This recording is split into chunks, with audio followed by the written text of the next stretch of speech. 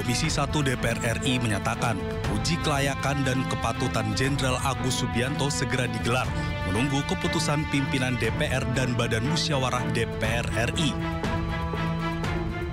Kalau di Komisi 1-nya sih insya Allah cepat, rapat internal sebentar, lalu kita putuskan lagi jadwalnya, tinggal nunggu dari Bamus. Sementara, Jenderal Agus Subianto, calon tunggal Panglima TNI yang dipilih Presiden Jokowi, menyatakan kesiapan menjalani uji kelayakan dan kepatutan. Bahkan Jenderal Agus telah menyiapkan sejumlah program. Saya akan merevisi lah doktrin ya, karena doktrin yang kita gunakan ini masih doktrin yang lama. Sedangkan sekarang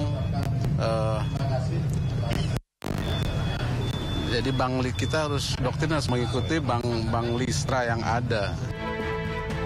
Jenderal Agus Subianto sendiri baru sepekan lalu dilantik oleh Presiden Jokowi sebagai Kepala Staf Angkatan Darat. Dalam sepekan naik jabatan, mantan Komandan Pas Pampres Jokowi ini akan menggantikan Laksamana Yudo Margono yang akan memasuki masa purna tugas pada 26 November 2023.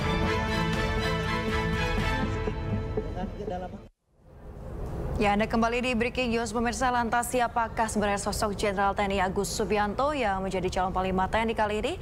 Selama berkarir di militer, Agus Subianto kerap menjadi komandan di sejumlah wilayah di Indonesia.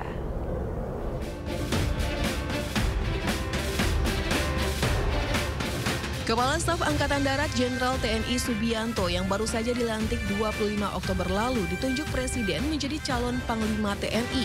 Jenderal TNI Agus Subianto lahir di Cimahi 5 Agustus 1967.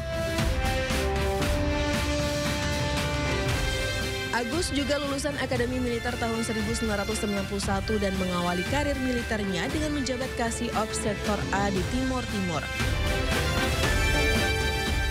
Setelahnya Agus kembali menjadi Komandan Batalion 22 Grup 2 Kopassus dan Kepala Penerangan Kopassus. Perjalanan karir Agus mulai menanjak saat dipercaya menjadi Komandan Kodim 0735 Surakarta tahun 2009 hingga 2011. Jabatan tersebut diemban Agus saat Jokowi masih menjabat sebagai Wali Kota Solo. Lalu pada tahun 2011 hingga 2014 Agus dipercaya menjadi Wa-Asops Kasdivis 2 Konstrat. Lalu menjadi Asops Kasdam 1 Bukit Barisan tahun 2014 hingga 2015. Kemudian menjadi dosen Madya Seskoa tahun 2015 dan Pamen Denma Mabesat pada tahun 2015 hingga 2016. Agus juga pernah menjadi Komandan Rindam 2 Sriwijaya tahun 2016 hingga 2017, lalu Komandan Korem 132 Tadulako tahun 2017 hingga 2018. Selanjutnya menjadi Pamen Denma Mabes TNI tahun 2018 hingga 2019 dan Wadan Pusenif Kodiklata tahun 2019 hingga 2020.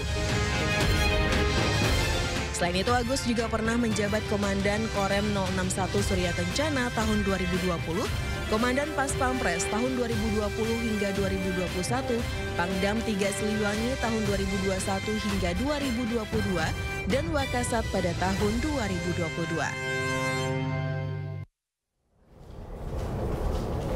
Ya, pemirsa, kita akan kembali melanjutkan dialog dengan Gufron Mabrur selaku Direktur Imparsial jelang pelaksanaan Fit and Proper Test calon Panglima TNI yang baru. Mas Gufron. Ya, Mbak. Ya, Mas Gufron, ini nampaknya sebentar lagi kita akan mendengarkan visi misi dari calon Panglima TNI yang baru, Jenderal Agus Subianto. Tadi Mas Gufron juga sudah menyampaikan kira-kira nanti apa saja yang akan utarakan begitu ya kepada Komisi 1 DPR RI. Lantas sebenarnya dari Mas Gufron sendiri melihat terkait dengan kondisi saat ini untuk visi misi yang diajukan nanti demi pembangunan Indonesia yang baik ke depannya, ini seperti apa sih, Mas?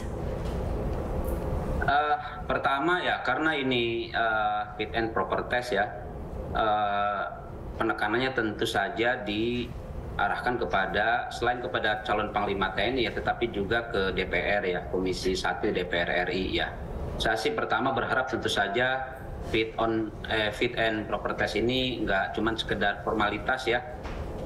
Jadi DPR harus benar-benar menjalankan fungsinya dengan baik dan optimal gitu ya. DPR itu kan punya fungsi pengawasan, kontrol. Nah, Saya berharap itu benar-benar digunakan oleh DPR untuk dalam menguji Pak Agus Subianto sebagai calon Panglima TNI. Jangan formalitas gitu ya. Apalagi fungsinya ya DPR hanya sebatas kayak stempel terhadap kebijakan pemerintah atau kebijakan presiden. Saya kira itu kan sangat bertentangan dengan DPR sebagai representasi kedaulatan rakyat. Mereka punya mandat politik. Nah, mandat politik itu ya benar digunakanlah untuk menguji seberapa patut ya, seberapa layak Pak Agus menjadi calon Panglima TNI. Nah, karena kan selama ini kan publik ya, masyarakat melihat ya Komisi 1 DPR ya kesannya kan cuma jadi stempel pemerintah ya kan, stempel kebijakan presiden, nggak pernah ada evaluasi, koreksi gitu ya. Artinya fungsi kontrol dan pengawasan benar-benar belum digunakan secara efektif dan optimal gitu ya dalam konteks pengawasan dan pembangunan TNI gitu. Nah, saya kira itu beberapa kasus bisa dilihat. Nah, saya berharap itu tidak terjadi ya dalam konteks uji kelayakan terhadap Pak Agus, karena kalau kita bicara tentang pergantian Panglima ini kan bukan cuma pergantian sosok ya. Bukan cuma pergantian sosok, bukan pergantian orang, bukan cuma pergantian pimpinan, tetapi ini akan menentukan bagaimana arah dan dinamika perjalanan TNI ke depan di bawah kepemimpinan Pak Agus gitu ya. Kalau misalnya pimpinannya buruk ya saya kira ke bawah juga akan menjadi buruk gitu ya. Kemudian TNI wajahnya juga akan buruk gitu. Nah, disitulah saya kira peran Komisi 1 DPR menjadi sangat penting untuk menelusuri semua aspek, mulai dari rekam jejak ya, soal karir, kemudian pengalaman operasi, misalnya apakah di situ ada kaitan, misalnya apakah itu terkait dengan misalnya kasus-kasus pelanggaran HAM dan kekerasan politik atau tidak gitu ya. Karena tadi kalau kita lihat riwayat profil dari Pak Agus ini kan ada beberapa pengalaman operasi ya yang mungkin harus dicek gitu ya oleh Komisi 1. Apakah misalnya selama pengalaman operasi di beberapa daerah konflik ya, misalnya Timor Leste dan daerah lain, apakah ada dugaan keterlibatan dalam kasus pelanggaran HAM dan kekerasan politik atau tidak gitu ya. Saya kira bisa misalnya mencari informasi lewat Komnas HAM misalnya gitu ya, Komnas Perempuan dan beberapa kelompok di masyarakat sipil mendapatkan data yang memadai untuk mendukung uji kelayakan nanti. Kemudian juga misalnya kan juga sudah lama gitu ya berkarir di militer, ada beberapa jabatan yang sudah diduduki ya diemban oleh Pak Agus. Saya kira juga yang sangat penting misalnya soal komitmen terhadap pemberantasan korupsi gitu ya, baik itu di lingkungan terutama di lingkungan TNI gitu ya. Saya kira itu menjadi satu sangat penting. Nah, saya kira semua aspek itu harus diuji, harus dicek, harus diklarifikasi oleh oleh Komisi 1 DPR untuk memastikan bahwa Pak Agus memang layak dan patut menjadi Panglima TNI pengganti Pak Yudo gitu ya. Karena saya kira itu akan mempengaruhi bagaimana gitu ya wajah TNI, bagaimana pembangunan arah TNI ke depan di bawah kepemimpinan Pak Yudo. Jangan sampai kemudian menjadi setback gitu kan. Kita 98 sudah membangun bagaimana TNI menjadi profesional gitu ya. Beberapa agenda reformasi kita jalankan sejak 98, TNI dikeluarkan dari politik ya, TNI dilarang untuk berbisnis, kemudian juga dari jabatan-jabatan sipil juga dikeluarkan, nggak boleh lagi, dilarang. Saya kira beberapa agenda tersebut harus dijalankan secara konsisten gitu kan, dan harus terus berlanjut gitu. Jangan sampai semua itu mengalami setback gitu ya, apalagi seperti yang disampaikan di awal, hari ini kita ada di tahun politik gitu ya, dan sangat penting tidak hanya untuk politik kita, demokrasi kita, tapi juga untuk tadi gitu ya soal profesionalisme TNI gitu ya ke depan. Nah, itu harus dipastikan oleh anggota DPR gitu, termasuk juga dari Pak Agus sendiri gitu kan, seberapa besar komitmennya gitu. Okay. Karena semuanya banyak yang dipertaruhkan di situ. Baik, Mas Gufron tadi sempat mention terkait dengan gaya kepemimpinan dari dari Pak Agus Subianto ini sih calon Panglima TNI. Anda menilai gaya pemimpinan beliau sejauh ini seperti apa, Mas, demi arah pembangunan TNI ke depannya? Ya, setiap pimpinan saya kira setiap Panglima punya style sendiri gitu ya, dan skala prioritas dalam konteks pembangunan TNI gitu ya, termasuk saya kira calon Panglima TNI hari ini, karena masing-masing punya pengalaman historis yang berbeda gitu ya, dan saya kira itu membentuk karakter kepemimpinan gitu. Nah, apapun tipe gitu ya karakter kepemimpinan dari setiap Panglima TNI yang menjadi sangat penting tentu saja kembali ke soal seberapa seberapa besar komitmen calon Panglima terhadap komitmen visi misi dan program terhadap pembangunan TNI yang yang profesional gitu ya, seberapa besar komitmen terhadap agenda reformasi, seberapa besar Panglima TNI berkomitmen untuk melakukan koreksi dan evaluasi terhadap penyimpangan-penyimpangan yang selama ini terjadi dalam konteks tugas-tugas TNI. Saya kira itu sesuatu yang sangat penting gitu ya. Soal tipe kepemimpinan itu kan soal nanti bagaimana cara persoalan-persoalan yang dihadapi gitu ya, itu dijalankan oleh Panglima TNI. Tentu setiap Panglima punya style sendiri gitu ya. Yang penting tadi menurut saya soal komitmen untuk menyelesaikan beberapa pekerjaan rumah yang dihadapi ke depan.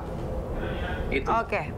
Baik Mas Gufron, kita jeda sejenak dulu ya Mas ya. Kita akan memantau seperti apa kondisi di ruang rapat DPR. Kita sudah terhubung dengan jurnalis Indonews TV, ada Jen Cahyadi di sana. Selamat pagi Jen. Seperti apa nih kondisi di sana saat ini? Apakah akan segera dimulai terkait dengan fit and proper test yang akan dijalani oleh calon Panglima TNI baru, Jenderal Agus Subianto?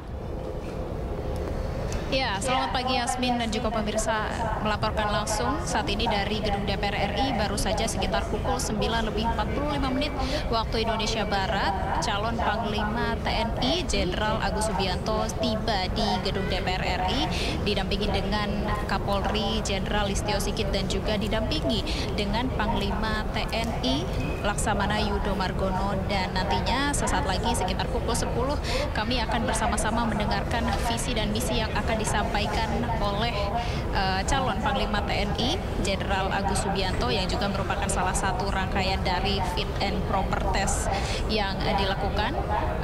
Mengingat Jenderal Agus Subianto ini diproyeksikan untuk menjadi Panglima TNI menggantikan Jenderal TNI Laksamana Yudo Margono yang akan pensiun, dan juga dalam rangkaian fit and proper test nantinya setelah menyampaikan visi dan misi akan dilakukan tanya jawab terutama mengenai isu pemilu 2024 dan juga strategi penanganan konflik di Papua yang juga akan dilakukan oleh para anggota DPR RI di dalam ruang rapat Komisi 1. Dan nantinya setelah kemudian fit and proper test dilakukan pada siang ini, akan ada pengambilan keputusan persetujuan dari setiap fraksi di Komisi 1 DPR RI dan juga akan dilanjutkan dengan proses verifikasi faktual oleh Komisi 1 ke kediaman Jenderal TNI Agus Subianto. Kami bersama-sama menantikan fit and proper test yang akan dilakukan pada pagi ini. Sesaat lagi kami akan mendengarkan bersama-sama yang akan disampaikan oleh Jenderal Agus Subianto yang juga dilaksanakan secara terbuka. Namun tidak menutup kemungkinan nantinya jika ada hal-hal yang bersifat rahasia, maka fit and proper test di dalam ruang rapat Komisi 1 DPR RI akan dilaksanakan secara tertutup. Kami kembalikan ke Anda di studio, Yasmin. Ya, Jen Cahyadi, nampaknya sekarang calon Panglima TNI yang baru Agus Subianto sudah mulai masuk ke ruang untuk tanya jawab dengan Komisi 1 DPR. Nah, apakah Anda mendapatkan informasi nantinya hal-hal apa saja yang bisa menyebabkan untuk fit and proper test ini akan dijalankan secara tertutup? Ya, Yasmin dan juga pemirsa.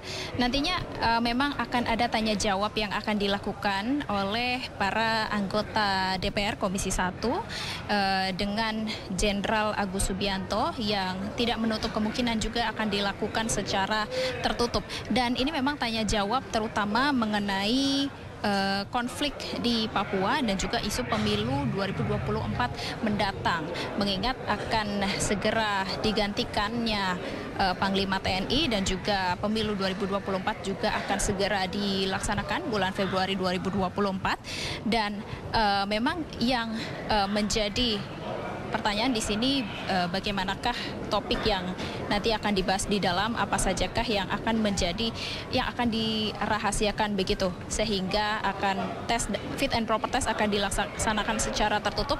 Namun dari informasi yang kami dapatkan di sini nantinya di dalam Jenderal TNI Agus Subianto juga akan ditanyakan mengenai netralitas TNI di sini, mengingat di sini calon tunggal yang dipilih yakni Jenderal TNI Agus Subianto merupakan dipilih oleh Presiden Joko Widodo secara langsung dengan mengirimkan surat Presiden kepada DPR, dan di sini netralitas TNI juga dipertanyakan mengingat Jenderal TNI Agus Subianto ini pernah menjabat sebagai Komandan Distrik Militer di Surakarta saat Presiden Joko Widodo masih menjabat sebagai wali kota, dan di sini dipertanyakan apakah mereka memiliki kedekatan khusus secara khusus begitu. Dan juga untuk isu di Papua, konflik yang ada di Papua, Jenderal TNI Agus Subianto ini akan ditanyai soal pemenuhan formasi keamanan dan pertahanan di sana, dan nantinya akan kami informasikan kembali update-nya. Kami kembalikan ke Anda di studio, Yasmin. Baik, terima kasih Jen Cayani melaporkan langsung dari kantor DPR RI. Selamat bertugas kembali, Jen.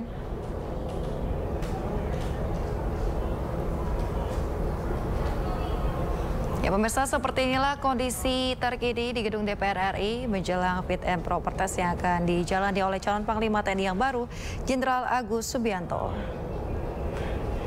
Terlihat di sana pemirsa, ada sejumlah petinggi negara, yakni ada Ketua Umum Komisi 1 Mutia Hafid, kemudian juga ada Kapolri, lalu ada juga Kasau, kemudian ada juga Kasal, ada juga Panglima TNI saat ini, Jenderal TNI Yudo Margono, dan sejumlah pejabat tinggi negara lainnya.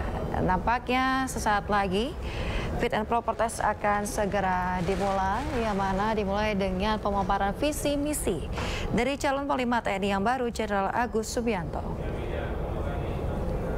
Pemirsa, isu netralitas saat ini sedang digaungkan mengingat sebentar lagi akan masuk dalam tahun politik menjelang pemilu 2024 mendatang. Dan kita nanti saksikan bersama seperti apa jalannya fit and proper test saat ini.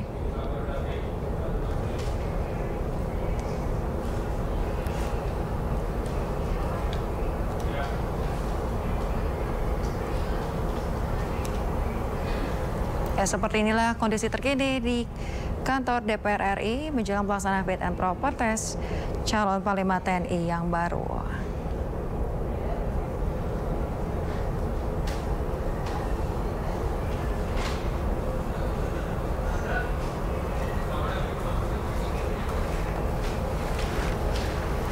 Rencananya visi dan misi calon Panglima TNI ini akan dilakukan secara terbuka agar publik dapat mengikuti secara langsung apa saja yang nantinya akan disampaikan oleh calon Panglima TNI yang baru.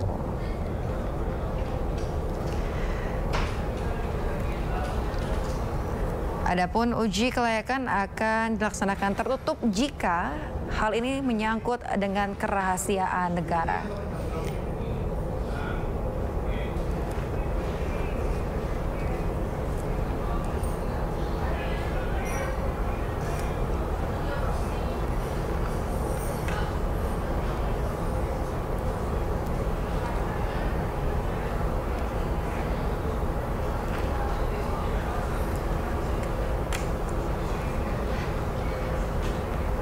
Pemirsa, kita akan melanjutkan dialog kita dengan Mas Gufron Mabruri selaku Direktur Imparsial. Mas Gufron, kembali bersama kami.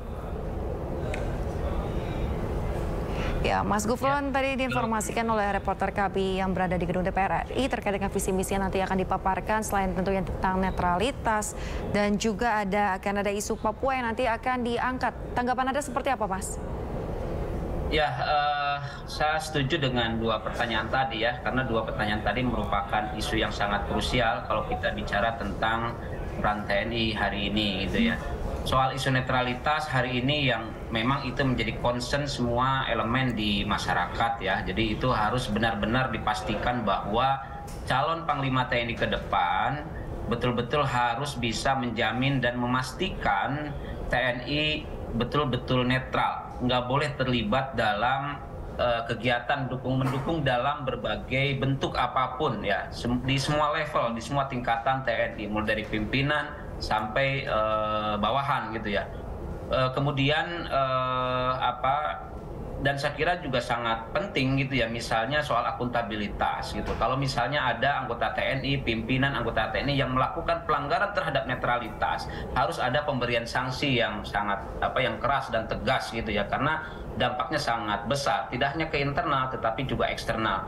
Saya kira isu ini penting harus dipastikan oleh DPR dan juga Panglima TNI, calon Panglima TNI itu sendiri gitu ya, karena ini concern semua orang gitu ya hari ini gitu ya. Kita ada di tahun pemilu ya kan, ada kontestasi pemilu ya, ada partai, ada kandidat dan lain sebagainya. Semuanya harus dipastikan bahwa kontestasi itu betul-betul berlangsung secara bebas, adil dan jujur. Nggak boleh ada intervensi kekuasaan termasuk dari aktor keamanan.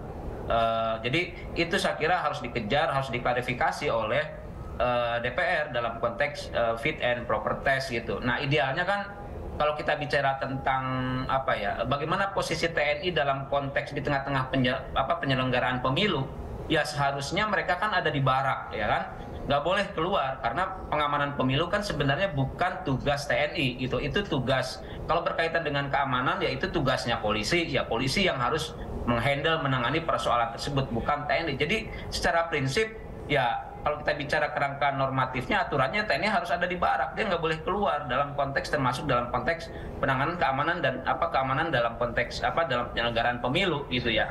Nah kalaupun misalnya ada satu situasi yang membutuhkan peran TNI di situ, saya kira rule of engagement-nya harus jelas gitu kan. Nggak boleh misalnya TNI serta-merta menginisiasi gitu ya, membuat dan menjalankan kebijakan sendiri gitu ya.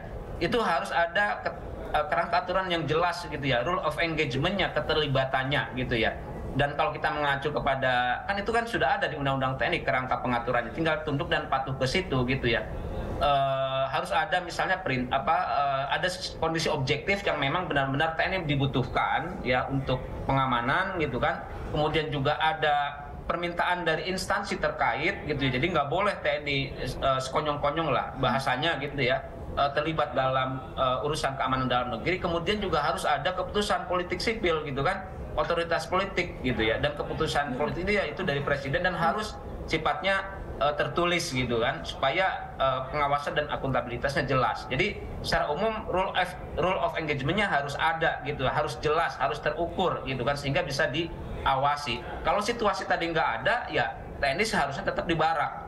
Biarkan institusi lain yang fungsional lah, ya, misalnya polisi dan yang lain yang memang berurusan dengan pemilu, itu yang harusnya terlibat dalam konteks penyelenggaraan pemilu. Gitu. TNI ada di barak. Nah, yang kedua tentu saja berkaitan dengan isu Papua ya. Saya kira ini salah satu isu isu kebangsaan yang sampai hari ini tidak kunjung diselesaikan, dan salah satu persoalan kan yang menjadi catatan kritis baik masyarakat Papua maupun dari luar Papua berkaitan dengan peran militer di Papua gitu ya. Yang sejak Orde Baru kan pendekatan keamanan yang militeristik gitu ya, pengerahan militer, keterlibatan militer dalam operasi ini kan sampai sekarang kan masih terus berlangsung gitu ya. Nah, salah satu soal yang perlu dievaluasi berkaitan dengan pelibatan militer di Papua gitu ya, soal legalitasnya yang menurut banyak kalangan melanggar undang-undang TNI karena nggak ada keputusan politik negara gitu ya dalam konteks pelibatan TNI. Kemudian juga masalah akuntabilitas, kemudian operasi-operasi yang banyak berdampak terhadap kekerasan politik. Saya kira itu isu-isu krusial gitu ya dalam konteks operasi militer di Papua, termasuk saya kira penting untuk dipertimbangkan misalnya terutama oleh DPR ya, karena DPR ini kan representasi dari otoritas politik sipil gitu yang dipilih lewat pemilu untuk misalnya terkait desakan masyarakat untuk penarikan pasukan TNI organik dari Papua gitu ya, yang jumlahnya saya kira itu ribuan, itu harus ditarik gitu ya, kemudian ditata ulang keberadaan pasukan militer di Papua gitu ya, karena dalam beberapa kasus ya, dalam berbagai kasus operasi ya ini banyak yang akhirnya kemudian berujung pada terjadinya kekerasan dan pelanggaran HAM di Papua gitu. Nah, itu yang kemudian persoalan konflik di Papua, kekerasan dan sebagainya terus berlangsung gitu. Nah, saya kira itu beberapa aspek terkait dengan Papua yang harus klarifikasi gitu ya, termasuk kaitannya dengan visi-misi dan program ke depan. Ya, baik Mas Gufron, kita nampaknya akan langsung menuju ke kantor DPR. Nampaknya fit and proper ini akan segera dimulai. Kita akan melihat langsung. Kita lanjut kembali ya, Mas. Baik. Terima kasih banyak, Mas Gufron. Baik, terima kasih.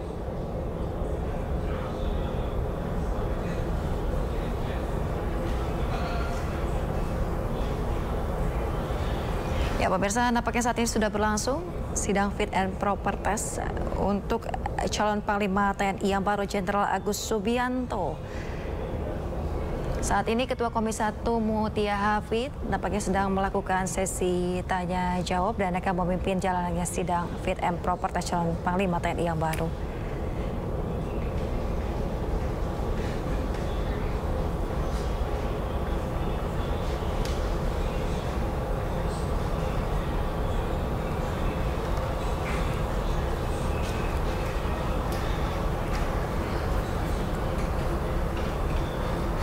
Nantinya Panglima TNI akan menyampaikan visi misi selama kurang lebih setengah jam.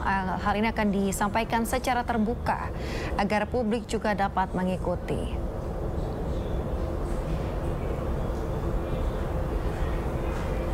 Adapun uji kelayakan ini akan berlangsung tertutup apabila hal ini menyangkut dengan kerahasiaan negara. Adapun diharapkan keputusan akan didapat pada siang hari nanti sekitar pukul 14 waktu Indonesia Barat.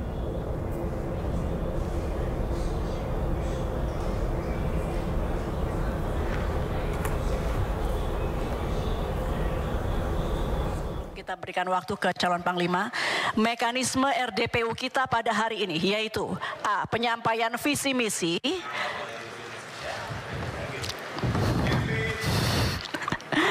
Ya, kita mau mulai sebentar lagi, jadi mohon tenang.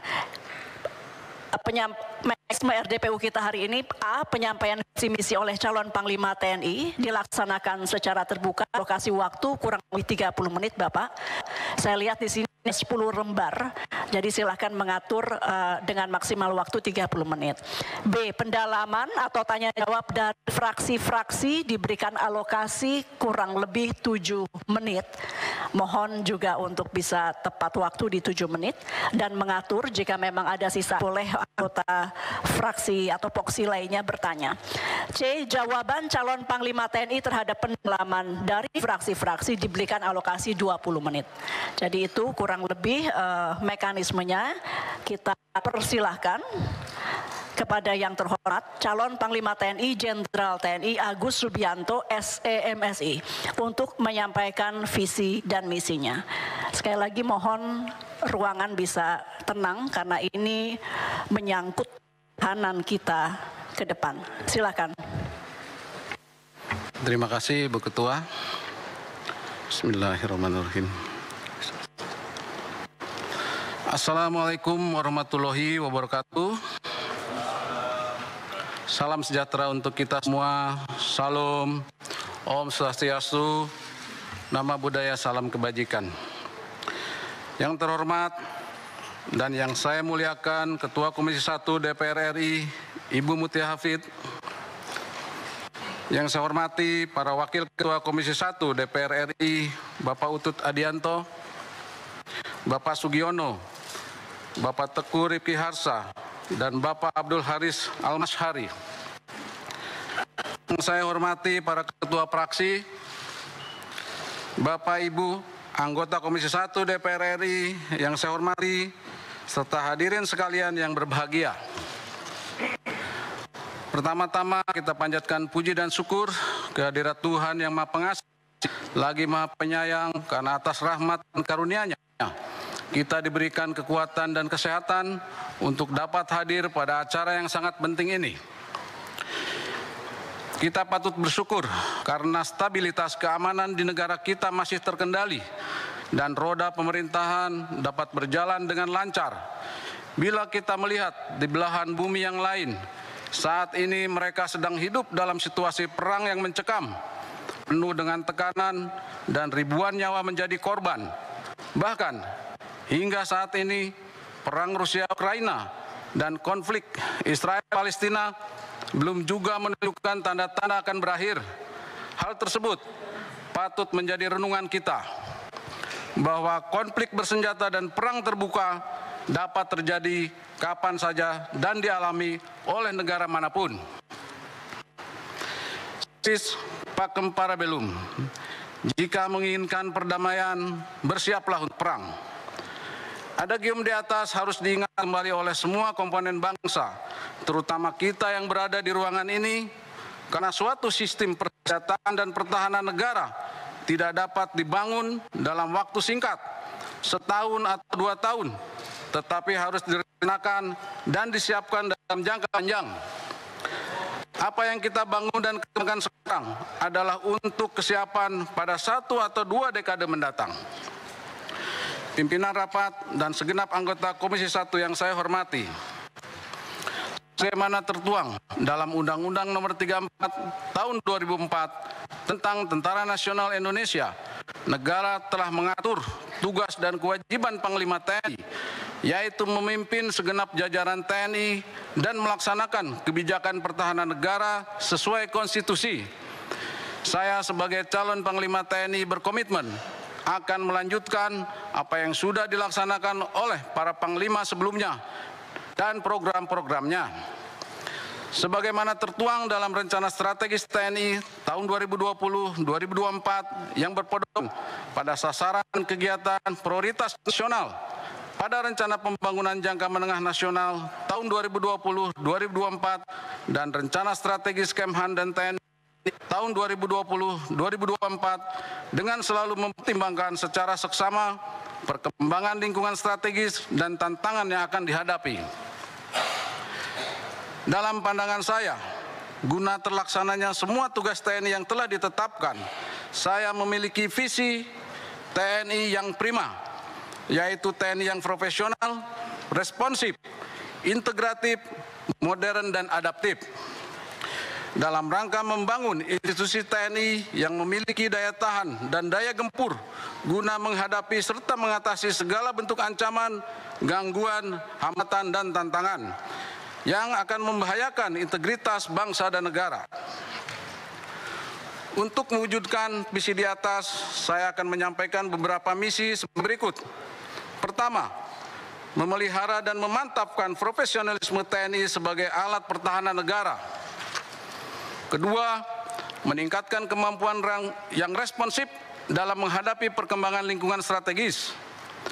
Tiga, memantapkan kemampuan TNI yang integratif serta bersinergi dengan kepolisian, kementerian, dan lembaga dan komponen bangsa lainnya. Keempat, mewujudkan percepatan modernisasi alutsista sesuai perkembangan ilmu pengetahuan dan teknologi. Dan kelima, mewujudkan TNI yang adaptif terhadap tuntunan tugas dan spektrum ancaman. Ketua dan seluruh Komisi 1 DPR RI yang saya hormati, beberapa prioritas implementasi yang akan saya kerjakan yaitu prioritas implementasi dalam rangka memelihara dan mantapkan profesionalisme TNI mengandung maksud bahwa TNI harus well trained atau dilatih dengan baik. Setiap satuan dan prajurit TNI harus memelihara dan meningkatkan kapasitas dan kapabilitasnya dalam rangka pembinaan maupun penggunaan kekuatan TNI. Setiap prajurit harus memiliki kemahiran menembak dan bermanuver, mempunyai naluri tempur yang tinggi, dan selalu memelihara keterampilan bela diri yang handal, sehingga kapanpun dibutuhkan akan siap melaksanakan tugas. Kemudian yang selanjutnya well equipped atau dilengkapi dengan baik, pemenuhan alutsista yang modern, perlengkapan perangan dan satuan dengan mempertimbangkan tipologi daerah penugasan merupakan fokus pembinaan profesionalisme TNI. Well organized atau diorganisir dengan baik, artinya bahwa pembinaan personil di jajaran TNI harus dilakukan berdasarkan merit system. Pemenuhan personil satuan-satuan TNI diisi prajurit dengan sumber daya manusia yang memiliki kualifikasi, kompetensi, dan kinerja yang handal. Selanjutnya welfare atau dibiayai dengan baik. Syukur alhamdulillah, gaji prajurit TNI saat ini telah mengalami peningkatan yang cukup signifikan. Hal ini tidak terlepas dari perhatian dan dukungan dari pimpinan dan Bapak Ibu seluruh anggota Komisi 1 yang terhormat. Untuk itu, dengan tulus saya menyampaikan apresiasi dan penghargaan setinggi-tingginya. Namun demikian, sabar Pak, sabar.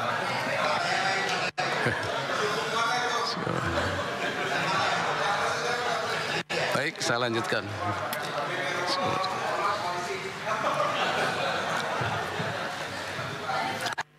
Namun demikian, berbagai tunjangan prajurit di daerah operasi masih perlu mendapatkan perhatian, termasuk fasilitas perumahan, pendidikan dan kesehatan yang layak juga diperlukan bagi prajurit dan keluarganya. Karena hal ini sangat berpengaruh pada moral dan semangat prajurit saat melaksanakan tugas. Sebagai tambahan terkait kesejahteraan, pada kesempatan ini saya juga ingin menyampaikan bahwa atas semua jasa serta pengorbanan para pejuang dan senior TNI, saya akan memberikan perhatian kepada para purnawirawan dan warakawuri. Untuk prioritas implementasi dalam rangka meningkatkan kemampuan TNI yang responsif terhadap setiap perkembangan lingkup strategis, beberapa hal yang perlu mendapat perhatian kita bersama antara lain terkait potensi konflik di Laut Cina Selatan, perlu peningkatan kewaspadaan dan kesiapsiagaan melalui pengembangan kapabilitas satuan TNI terintegrasi di wilayah Natuna. Karena satuan tersebut memiliki peran vital untuk menciptakan deterrent effect sekaligus sebagai mata dan telinga bagi sistem peringatan dini kita atau early warning system. Untuk mengatasi konflik vertikal seperti masalah di Papua, pendekatan smart power yang kombinasi hard power, soft power, diplomasi militer mutlak dilakukan. Hard power melalui piagam tempur kombatan dalam rangka penegak hukum, soft power dengan mendukung pelaksanaan percepatan pembangunan kesejahteraan di Papua. Pendekatan soft power tersebut sepatutnya secara bersama-sama bersinergi antara TNI dengan semua kementerian, lembaga dan kepentingan terkait. Sedangkan diplomasi militer dilakukan menginisiasi kegiatan utama atau pertukaran personil TNI dengan negara-negara di kawasan. Diplomasi militer ini bertujuan untuk membangun hubungan interpersonal antar prajurit serta menciptakan persamaan pandangan tentang pendekatan dalam penyelesaian masalah di Papua.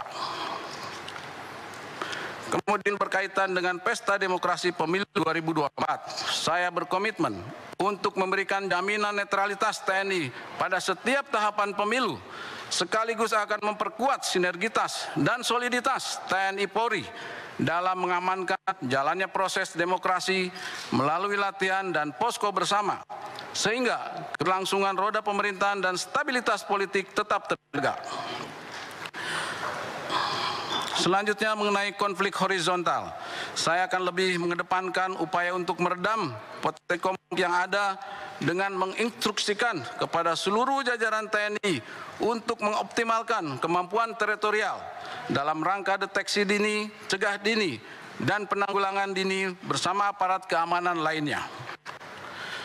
Sedangkan untuk merespon banyaknya potensi bencana alam di negara kita, TNI akan mengedepankan upaya preventif, mitigasi, dan kemampuan reaksi cepat di seluruh daerah rawan bencana. Tentunya, kemampuan tersebut harus dilatih secara terus-menerus. Namun demikian, kita tidak bisa mengesampingkan perlunya pemenuhan perlengkapan penanggulangan bencana yang memadai di setiap satuan TNI, sehingga hasil yang dicapai akan lebih optimal. Pimpinan rakyat dan segenap anggota Komisi 1 yang saya hormati,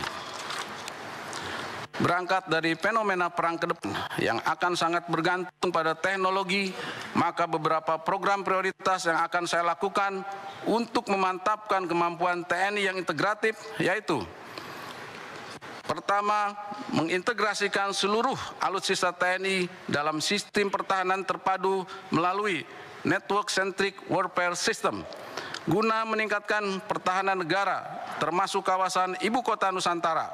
Kebutuhan atas keterpaduan sistem berbasis jaringan dari berbagai keunggulan alutsista ketiga matra TNI sudah merupakan keniscayaan. Kedua, meningkatkan kemampuan dan mengintegrasikan satuan cyber TNI guna mendukung tugas pokok TNI, khususnya mengantisipasi perang multidimensional di dunia maya.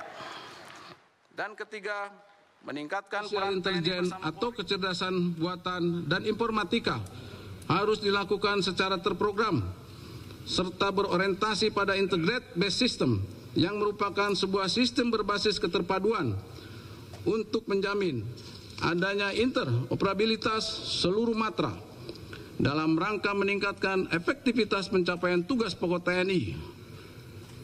Modernisasi alutsista berbasis digital juga diperlukan sebagai kebutuhan untuk mendukung pengamanan jalur logistik maritim sebagai wujud kontribusi TNI dalam menyukseskan visi poros maritim dunia. Berikutnya, TNI berkomitmen untuk melakukan optimalisasi pemanfaatan produk dan mendukung pengembangan industri strategis pertahanan nasional menuju kemandirian alutsista dengan memaksimalkan TOT atau alih teknologi dan TOK, alih pengetahuan.